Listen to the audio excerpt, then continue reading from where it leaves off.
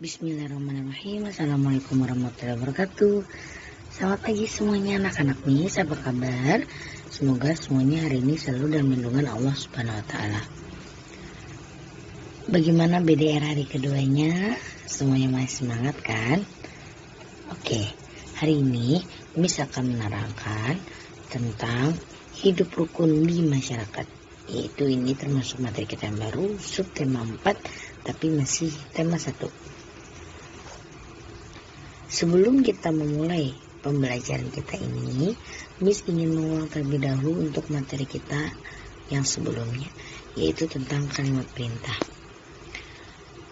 Silahkan tulis di buku catatannya masing-masing, yaitu buatlah 2 buah kalimat perintah yang diucapkan bundamu hari ini. Buatlah 2 buah kalimat perintah yang diucapkan bundamu hari ini. Silahkan ditulis di buku catatannya, kemudian kirimkan melalui VN kepada Miss. Oke? Baiklah, hari ini kita akan memulai pembelajaran kita yang baru, yaitu tentang hidup rukun di masyarakat dengan tema kalimat penolakan. Kapan kalimat penolakan itu kita ucapkan? Kalimat penolakan itu kita ucapkan ketika kita sedang diajak oleh teman kita untuk pergi atau pergi bermain, tapi ketika itu kita tidak bisa, maka otomatis kita menolaknya. Nah, apakah yang kamu ucapkan ketika itu? Mari kita lihat di buku kita halaman 86, akan Miss bacakan ceritanya tentang pos ronda.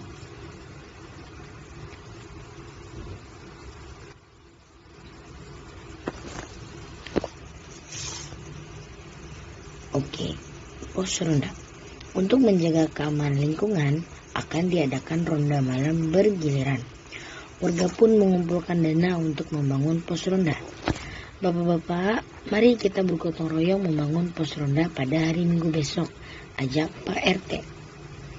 Maaf Pak, saya tidak bisa ikut karena akan dinas keluar kota, jawab Ayah Made. Tidak apa-apa Pak, kalau mau berhalangan, kata Pak RT. Saya akan ikut membantu, jawab Ayah Nina. Esok harinya, warga bergotong royong membangun pos ronda. Nah, di cerita berikut ada 2 kalimat, yaitu 1 kalimat ajakan dan yang kedua adalah kalimat penolakan. Coba cari mana yang kalimat ajakan. Betul, kalimat ajakannya adalah mari kita bergotong royong membangun pos ronda pada hari Minggu besok. Silakan digalisi. Dan yang kedua di situ juga ada kalimat penolakan. Yang manakah yang termasuk kalimat penolakan? Betul, maaf Pak, saya tidak bisa ikut karena akan dinas keluar kota. Nah, itu termasuk kalimat penolakan. Nah, bagaimanakah contoh penolakan yang lain? Contoh kalimat penolakan yang lain yang pertama, ketika kita diajak pergi oleh teman kita, tapi ketika itu kita tidak bisa, sedang mau pergi atau mungkin ada kebutuhan lainnya, maka yang kita ucapkan adalah maaf, hari ini aku tidak bisa. Atau misalnya ketika kita ditawari makan oleh teman kita, tapi ketika itu kita sudah makan di rumah, maka yang kita ucapkan adalah terima kasih atas makanannya, tapi aku sudah makan di rumah.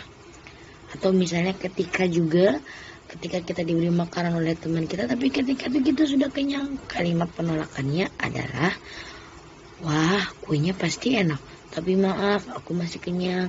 Itu juga termasuk kalimat penolakan.